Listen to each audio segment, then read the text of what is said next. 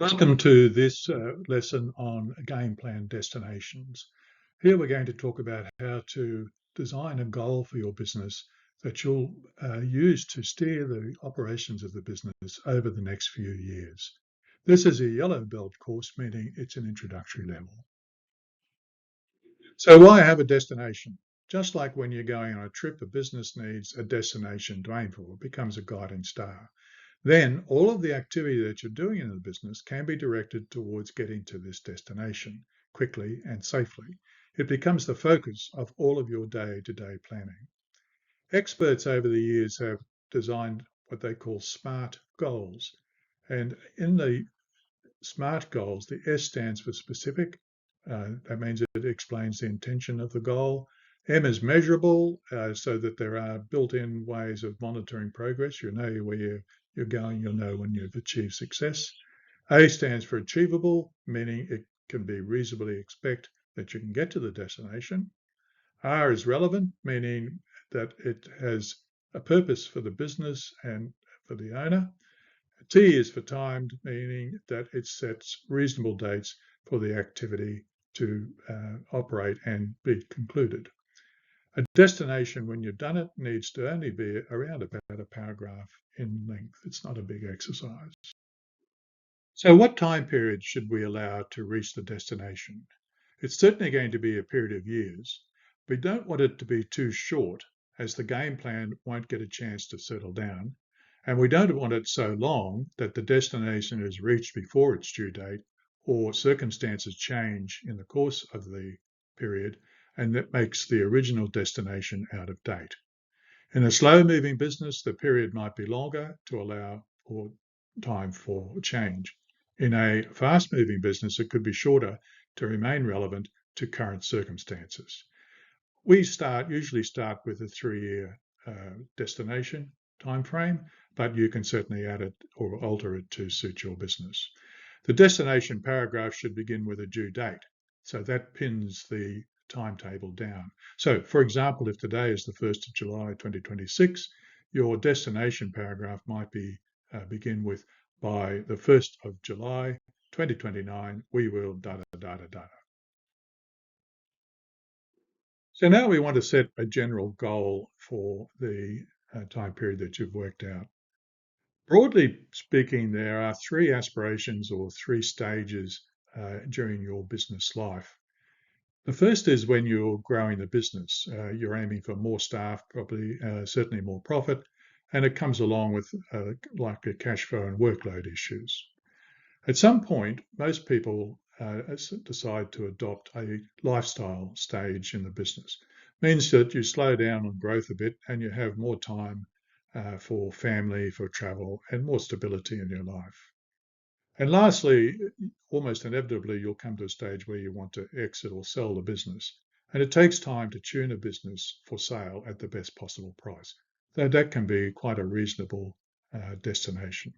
Now, it's important to stress that none of these are right or wrong.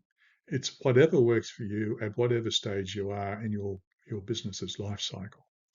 So, to fill in your destination paragraph, you just choose one of these general ones and you talk about what success would look like.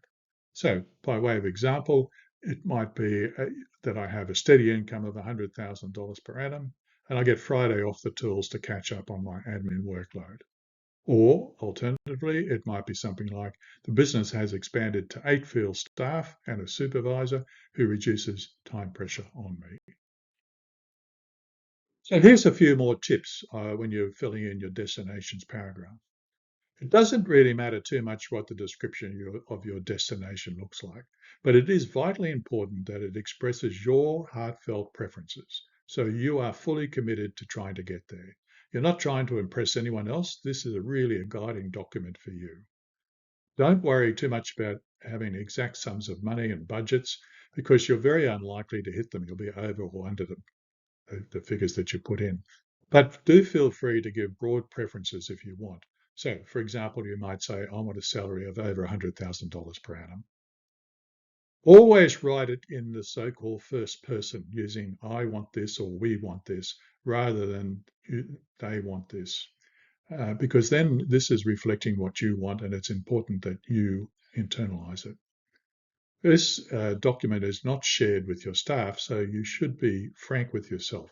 This really needs to be what you want. You're not trying to impress anyone else, you're trying to impress yourself by achieving whatever it is you're saying. You can certainly have a so-called stretch element to what you write, that is, making a goal that's a bit further than you think you can get to. And that means that you stretch to reach something that is a bit harder. You've got a sense of achievement that you actually overdid what you thought you'd be able to do. If you set your goals too low and you get there too easily, it's not nearly as satisfying.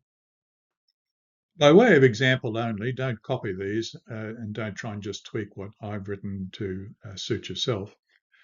The first one might do for a business wishing to grow. So by way of example, it might read, by the 1st of July 2029, my business has continued to grow, reaching at least 4 vans. I have a supervisor and a decent wage of $100,000 per annum or more. The second one might relate to where you want to exit or sell your business. So it might read something like, by the 1st of July 2029, I have streamlined the business operation and have a steadily growing profit of over $500,000 per annum after I take out a decent wage for myself. This values the business at over $2 million when I sell it. The third one might relate to a lifestyle type of goal.